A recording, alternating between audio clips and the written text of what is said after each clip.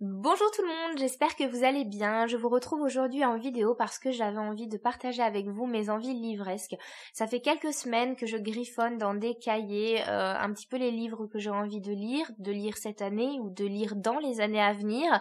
Je sais qu'en général on fait ça à la rentrée de septembre ou tout début janvier. Moi je reviens avec ce sujet-là en février, mais je pense qu'il n'y a pas véritablement de moment dans l'année où on peut faire ce genre de liste et j'avais très envie de le partager avec vous aujourd'hui.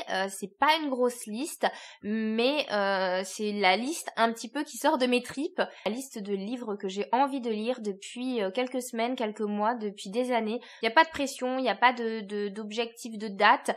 Je sais juste qu'un jour j'aurai accompli ces objectifs-là tout simplement.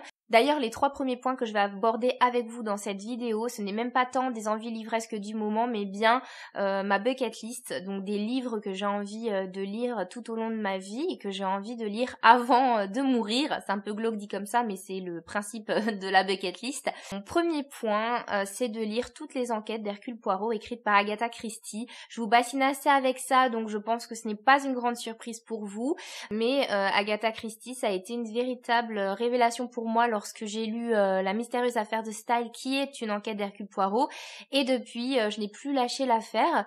Il me semble qu'il y a une quarantaine de titres et j'en ai lu à peu près une dizaine, donc j'en suis à un quart. Il y a encore du chemin à parcourir. J'ai également envie de lire l'entièreté de la saga familiale Les Rougon-Macquart, écrite par Émile Zola. Il y a quelques années, j'ai lu Au bonheur des dames et pareil, grosse révélation. J'ai adoré ce livre. Ce qui m'a épaté, c'est que c'est un auteur qui aime énormément faire des pages de description et c'est quelque chose qui ne marche pas beaucoup avec moi. Je me rappelle avec douleur mon traumatisme lorsque j'avais lu le premier tome du Seigneur des Anneaux de Tolkien. Pareil, j'avais lu Notre-Dame de Paris de Victor Hugo et j'avais abandonné en cours de lecture, et même bizarrement avec Émile Zola ça passe super bien. Il a une plume tellement belle qu'en fait il pourrait me faire 100 pages de description, que ça ne me dérangerait pas. Comme quoi des fois on a un coup de foudre avec une plume et ça s'explique pas. Actuellement, je suis en train de lire La Fortune des Rougon, oui, parce que c'est mon petit côté monomaniaque qui ressurgit. Au bonheur des dames et à peu près au milieu de la saga, il me semble, mais du coup, lorsque je me suis dit que j'avais envie de lire tous les Rougon-Macquart, je me suis dit tant qu'à faire, je vais les lire dans l'ordre, et donc j'ai attaqué La Fortune des Rougon, qui est le premier tome de cette série. J'en suis presque à la fin. C'est aussi un énorme coup de cœur, donc ça me réconforte dans le fait que vraiment, il faut que je les lise tous. Mon troisième point de ma bucket list, c'est que j'ai envie de lire tous les romans de Kate Morton. Alors c'est pas un objectif de fifou parce qu'il me semble qu'à l'heure actuelle elle a écrit 5 livres. J'en ai déjà lu 2. J'ai commencé par La Scène des souvenirs. C'est un livre qui m'a interpellée par sa couverture et gros coup de cœur pour moi. Je trouve que Kate Morton développe une psychologie des personnages absolument ahurissante et sans être véritablement un thriller ou un polar, elle arrive un peu à nous retourner la tête, à nous proposer des secrets de famille complexes et passionnants, et on voit pas du tout où elle va nous mener jusqu'à la fin. Donc j'ai ensuite lu Les Heures lointaines, où pareil, j'ai eu passé un très très bon moment de lecture, et je sais que j'ai envie de poursuivre sur ce chemin-là et de lire bien les 3 autres livres qu'elle a écrits. J'ai bon espoir qu'elle en écrive d'autres. On passe maintenant à mes envies livresques du moment. Le premier point que j'ai envie d'aborder avec vous, j'en ai parlé sur Twitter. Vous le savez sans doute, je suis bibliothécaire jeunesse, et c'est vrai que par la force des choses, j'ai tendance à lire énormément de romans jeunesse, notamment du roman ado.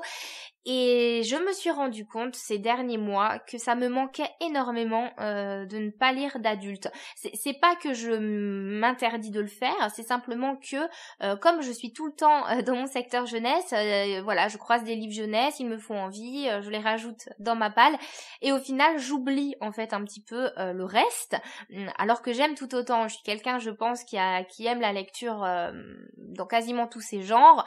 J'aime beaucoup le roman contemporain, j'aime beaucoup la littérature de l'imaginaire, je suis pas contre un polar ou un thriller de temps en temps. J'ai un petit peu plus de mal pour la romance, mais vous le savez, on va pas en parler plus, mais voilà, de manière générale, je lis pas mal de trucs. Le roman historique aussi, j'aime beaucoup. Enfin bref, et du coup, je me dis c'est dommage de me limiter au secteur jeunesse, alors que finalement, je prends aussi énormément de plaisir à lire en adulte. Et je me suis dit que ce n'est pas parce que mon métier m'oblige entre guillemets à focaliser sur la jeunesse que je peux pas, dans le privé, me faire plaisir. Et pour cette année, c'est sûr, je vais lire davantage de romans adultes. J'en piquerai dans le secteur de ma collègue, ce n'est pas un problème. Le deuxième point, c'est que j'ai pas très envie cette année de m'éparpiller en lisant énormément de nouvelles séries, en tout cas de commencer de nouvelles séries. Ça pourra m'arriver, encore une fois, je vais suivre mes envies, donc je veux pas m'interdire quoi que ce soit, mais de manière générale, j'aimerais privilégier plus les one-shots et poursuivre en fait les sagas qui sont en cours. Je pense notamment à Phobos, puisque j'en ai lu 2, il m'en reste 2 à lire, la saga est terminée, donc vraiment je n'ai pas d'excuses. Et voilà, et de continuer mes sagas en cours parce que j'ai envie de savoir la fin, mais pas forcément de redémarrer 25 séries. On va essayer d'être un petit peu raisonnable. Il y a quelques semaines, je vous ai posté une vidéo où je vous parlais de ma relation ambiguë avec Outlander de Diana Gabaldon, avec un tome 1 que j'avais beaucoup aimé, avec un tome 2 qui m'avait profondément ennuyée, en fait, voilà, c'est ça le mot. Et je vous ai fait une vidéo là-dessus en vous disant que je savais pas du tout si j'allais poursuivre ma lecture ou pas. Finalement, après mûre réflexion, j'ai décidé que j'allais lire le tome 3 et que ce serait le tome ça passe ou ça casse. Si ça me plaît, on continue. Si c'est aussi laborieux que le tome 2, j'arrête et je passerai à la série télé parce qu'elle m'intéresse aussi. Ma dernière envie livresque du moment, c'est de lire Grisha de Leigh Bardugo. Leigh Bardugo, ça a été ma découverte phare de l'année 2017 puisque j'avais lu sa série en 2 tomes Six of Crows. Voilà, pour le coup, un roman ado ou coup de cœur monumental. Et Leigh Bardugo, avant d'écrire Six of Crows, elle avait écrit Grisha, qui est ancré dans le même univers de fantasy, qui avait été publié chez Castlemore, si je ne dis pas de bêtises, mais ils avaient publié que le tome 1, c'était très dommage. Et donc, je pense que 1000 ans après le succès de Six of Crows, ont décidé de rééditer Grisha. Ils ont sorti le tome 1 que j'ai dans ma palle, et j'espère vraiment que cette fois-ci, pas de blague, ils vont nous sortir le tome 2 et le tome 3. Et donc, voilà, pour l'année 2018, déjà, lire Grisha.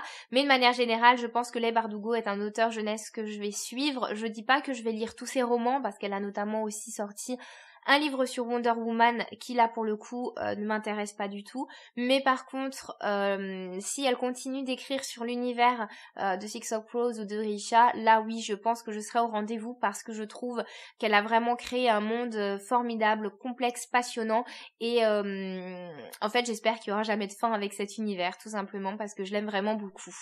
Ma petite liste touche à sa fin, c'est à votre tour de me dire dans les commentaires quels sont les livres que vous avez envie de lire en ce moment et quels sont les livres que vous avez envie de lire dans les prochaines années. Je vous fais plein de gros bisous et je vous dis à très bientôt dans une nouvelle vidéo. Bye bye!